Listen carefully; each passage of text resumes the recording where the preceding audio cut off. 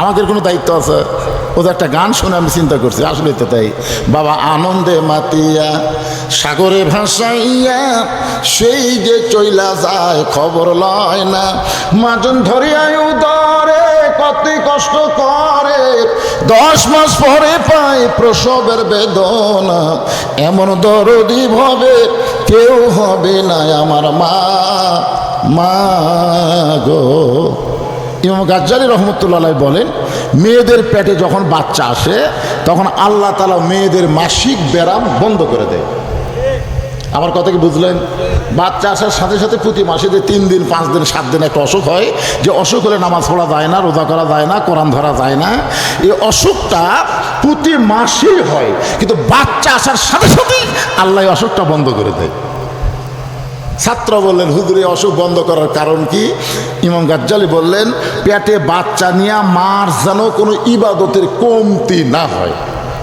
আপনি বলেন তো, এই রমজান মাসে যে সমস্ত মেয়েদের মাসিক হয়, এরা কিন্তু 3-4 দিন ইচ্ছা থাকলেও রোজা থাকতে পারবে না, যেরকম কথা ঠিক কিনা? কিন্তু পেটে বাচ্চা আসার সাথে সাথে এটা বন্ধ করে দেওয়ার কারণ হলো, ইমাম গাজ্জালী বলতেছেন, পেটে বাচ্চা আসার সাথে সাথে ইবাদতের যেন কমতি না হয়, কারণ মায়ের ইবাদতের সাথে আল্লাহ পেটের বাচ্চার সম্পর্ক করে দেয়।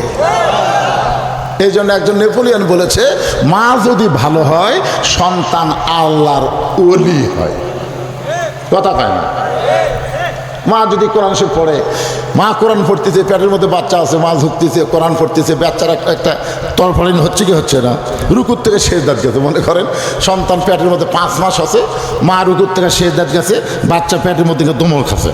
ফেরেশতাকে আল্লাহ, দেখো তোমার বান্দির সেজদাত যাওয়ার কারণে পেটের বাচ্চা কিভাবে কষ্ট পায়।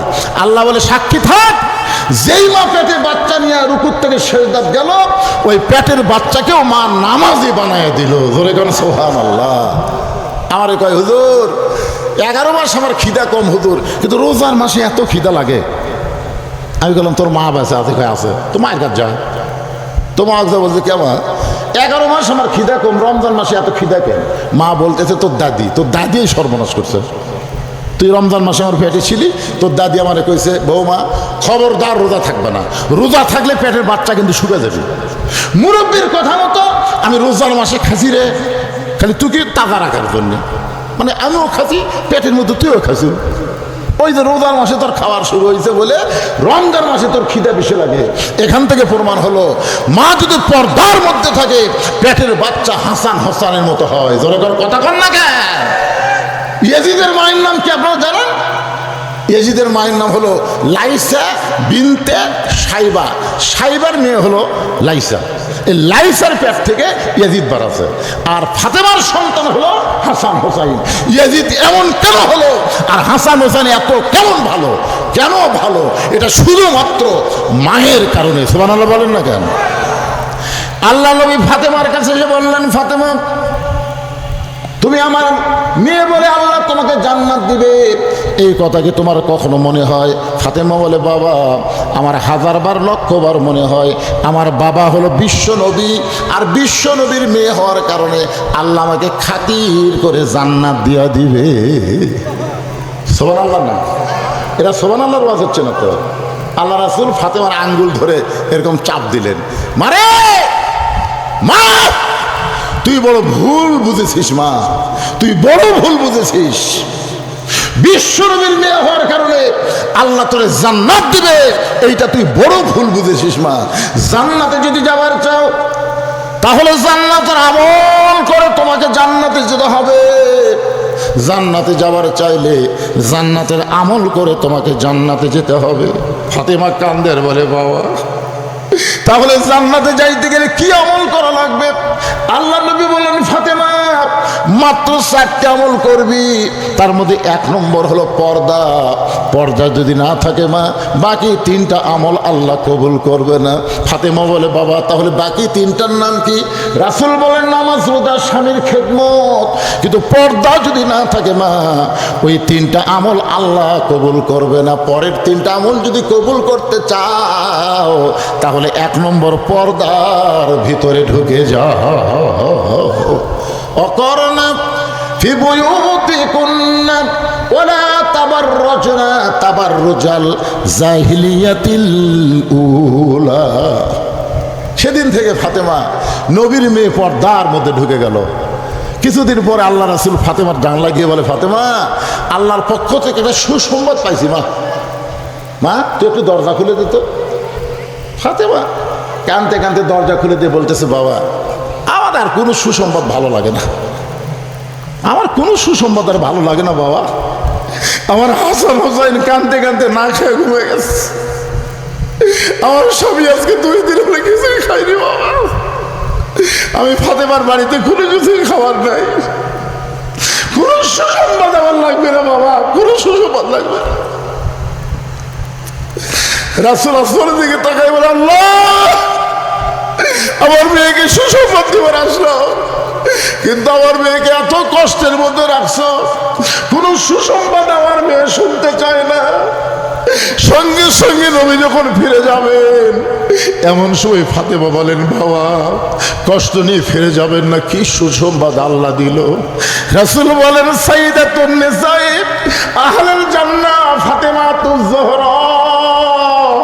ও ফাতেমা, আল্লাহ তোমার পর্দা কবুল করে তোমাকে জান্নাতি নারীদের নেত্রী বানায়া দিছে। মায়েরা যারা পর্দায় আছেন শোনেন, আল্লাহ আপনাকে জান্নাতি নারীদের নেত্রী বানাইছে।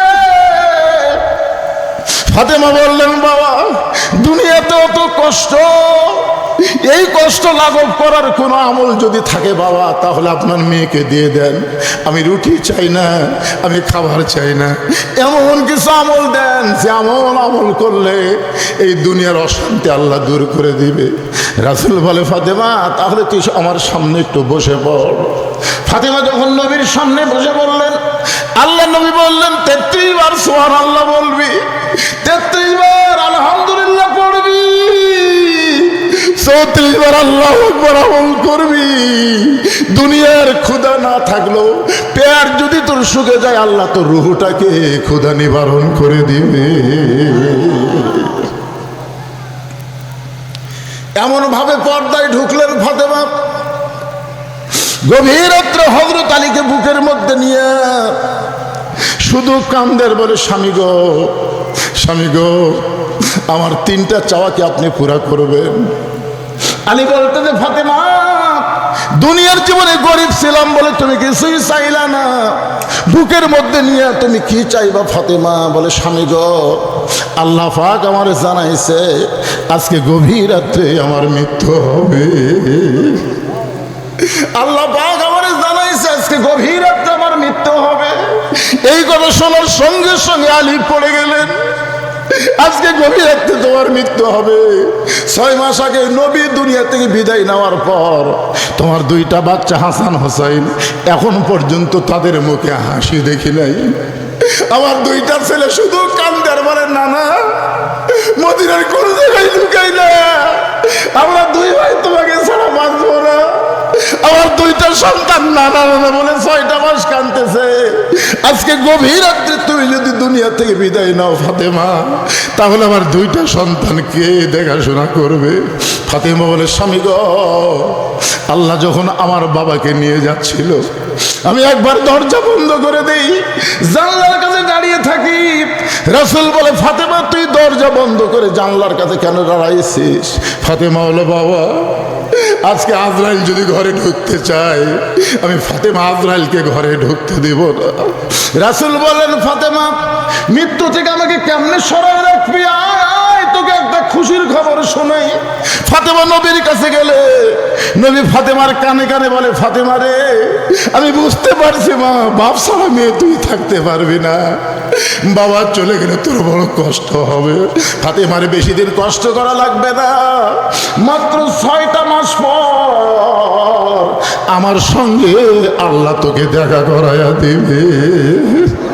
ও স্বামী, আমি একদিকে আল্লাহর নবী আমার বাবা, আর একদিকে হাসান হোসেনকে রেখেছি। আমি বাবার সঙ্গে দেখা করতে গেলে আমার সন্তান 2টা কষ্ট পাবে, কিন্তু আমি বাবার এমন পাগলি মেয়ে, বাবা ছাড়া দুনিয়ার কিছুই বুঝি না। এই কারণে আজকে রাত্রেবেলায় আমার মৃত্যু হবে গো স্বামী, রাতের অন্ধকারে আমাকে দাফন করবেন, রাতের অন্ধকারে আমার জানাজা করবেন। খাটনি দিয়ে তুলবেন না, কারণ 4 জন ব্যক্তি খাটনি দিবে, এমন 4 জন ব্যক্তি ফাতেমার দুনিয়াতে নেই। যদি আমার বাবা থাকতো তাহলে মরা মেয়ের লাশের খাটনি বাবা কান্দে নিবার পারত। আমার হাসান হোসেন বড় হইলে মায়ের খাটনি কান্দে নিত, কিন্তু আমার হাসান হোসেন এত ছোট, আমার বাবা 6 মাস আগে দুনিয়া থেকে বিদায় নিয়েছে। আপনি আমার লাশটা কান্দে নিবেন, আপনি জানেন আমার দেহের বড় ওজন নাই।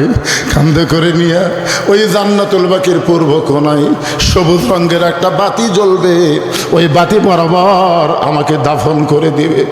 হযরত আলী পর্দা নিচে ফাতেমাকে দাফন করে আল্লাহর কাছে বলতেছে, ও দরদি আল্লাহ, আমার ফাতেমাকে তুমি কবুল করে নাও।